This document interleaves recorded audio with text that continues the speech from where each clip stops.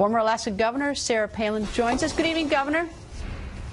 Hi, Greta. You know, you have to ask yourself, which one does he consider being a phony scandal? I think that this is atrocious, and it's not a coincidence that he and his spokesperson, that they're all using this term phony scandal. It's like Jonah Goldberg asked this morning, which one does he consider phony? Would it be Benghazi, where 200+ years of honorable military ethos was thrown out the window when we left our own behind to be slaughtered by radical Muslims? And, you know, does he consider it a phony scandal when we understand now that our government spies on us and then government lies to us? Which one does he consider specifically as a phony scandal?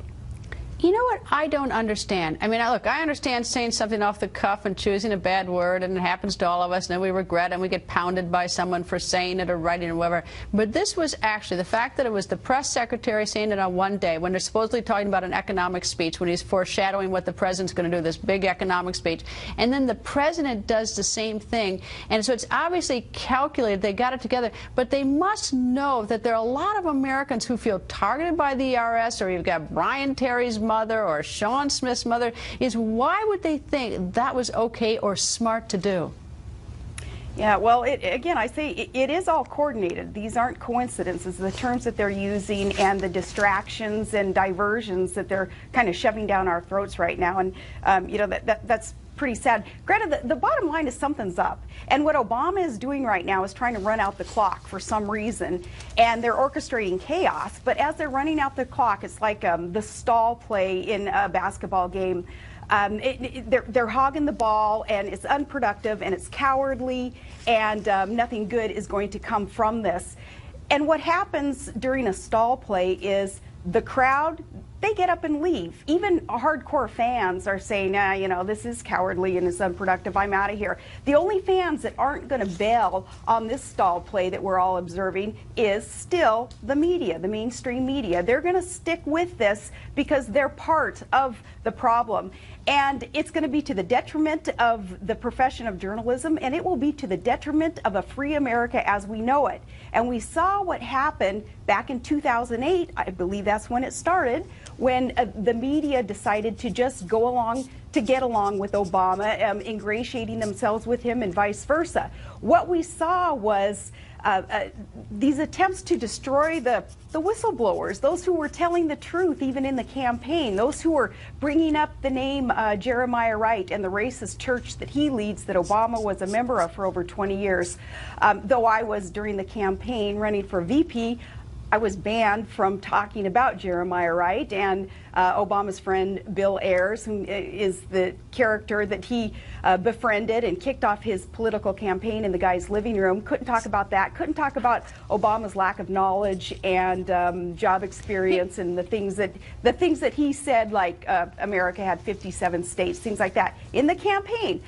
Greta, this is important for Americans to understand. I was not allowed to talk about things like that because those elitists, those who are the brainiacs in the GOP machine running John McCain's campaign at the time, said that the media would eat us alive if we brought up these things. So what did that get us, though? What that got us, this kind of complacency and a self-censoring of a campaign where we weren't allowed to tell the truth about who this candidate was, Barack Obama. What it got us was a list of these scandals. This is kind of the redneck version of one of those elitist tactics of Karl Rove, how he uses his whiteboard. This is the redneck version of a whiteboard. And on this lists the scandals that are destroying America, Greta.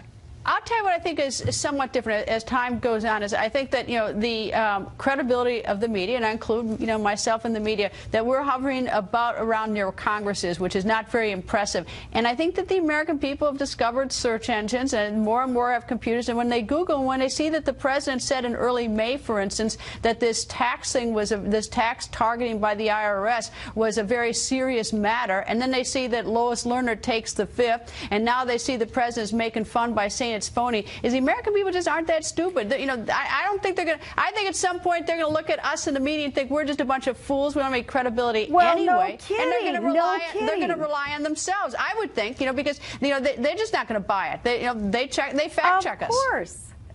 course, that goes without saying. Americans are smarter than what the lamestream media is giving them credit for. They're doing their own homework, and they're figuring out the hypocrisy and the lies coming from this government. Because as you just have listed some of the problems of this hypocrisy and the lies coming from the Obama administration, I say, so what?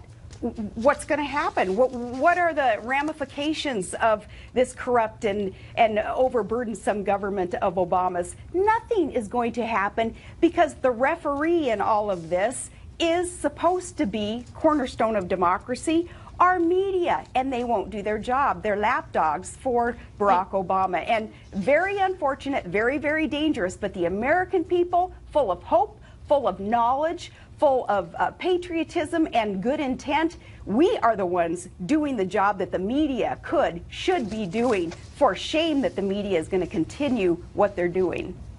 Governor, thank you. And I'm giving you the last word on the media, of which I'm part of. Governor, thank you very much for joining us. Thank you.